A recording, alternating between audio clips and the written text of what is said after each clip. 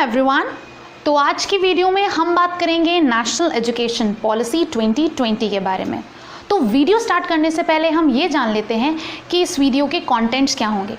तो सबसे पहले हम बात करेंगे introduction, history, why change, what change, funding, role of parents and teachers, importance of co curricular activities, higher education, कुछ critics, highlights and suggestions.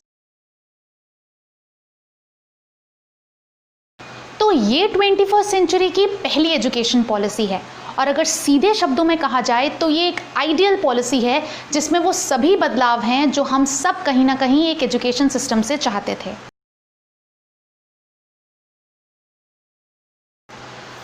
Overall देखा जाए तो पहली एजुकेशन पॉलिसी बनी 1968 में, जो बनी कोठारी कमीशंस के रिकमेंडेशन पे।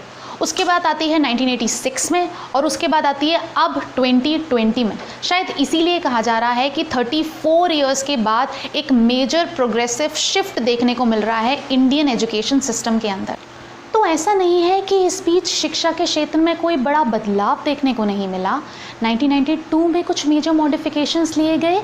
इस बीच 4 नेशनल करिकुलम फ्रेमवर्क्स बने, जिसमें लेटेस्ट था NCF 2005, जिसमें लर्निंग विदाउट बर्डन के कंसेप्ट को अडॉप्ट किया गया। उसके बाद आता है राइट टू एजुकेशन एक्ट 2009, जिसके तहत 6 से 14 साल तक के बच्चों को फ्री और कंपलसरी एजुकेशन प्रोवाइड कराने की बात की गई और इसे एक फंडामेंटल राइट के तौर पे भी ऐड किया गया। इसके साथ ही कई मेजर पॉलिसीज़ भी बनी, जैसे कि सर्व शिक्षा अभियान, राष्ट्रीय माध्यमिक शिक्षा अभियान, साक्षर भारत, और डिस्ट्रिक्ट लेवल पर भी कई ऐसी स्कीम्स बनी जिसमें गर्ल्स एजुकेशन को प्रमोट कराने की बात की गई।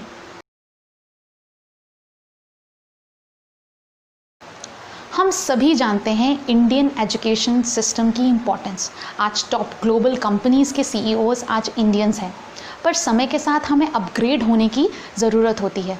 बिल्कुल उसी तरीके से जिस तरह से हम अपने डिवाइसेस के सॉफ्टवेयर बिल्कुल अपडेटेड रखते हैं, उसी तरीके से ये एजुकेशन पॉलिसी इस एरा के लिए एक अपडेटेड वर्जन है।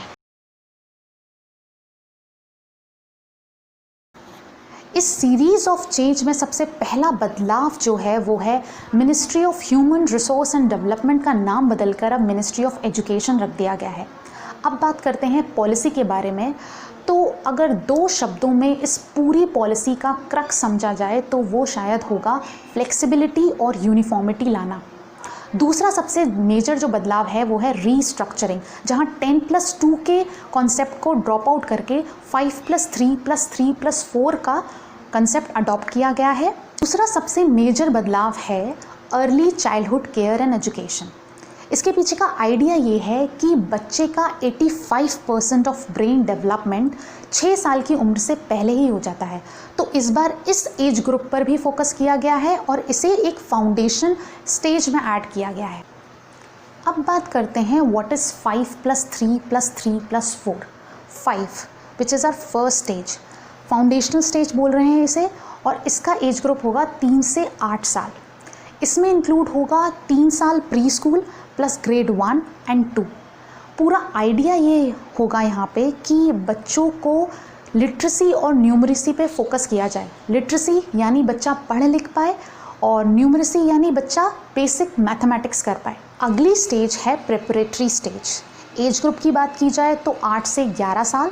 अगर ग्रेड के टर्म्स में समझें तो ग्रेड 3, 4 एंड 5। इस पूरे स्टेज का आइडिया यहाँ पे ये होगा बच्चे का कॉग्निटिव, अफेक्टिव और साइकोमोटर एबिलिटीज़ पे वर्क करना, यानी कि बच्चे को प्ले बेस्ड लर्निंग से सिखाया जाएगा।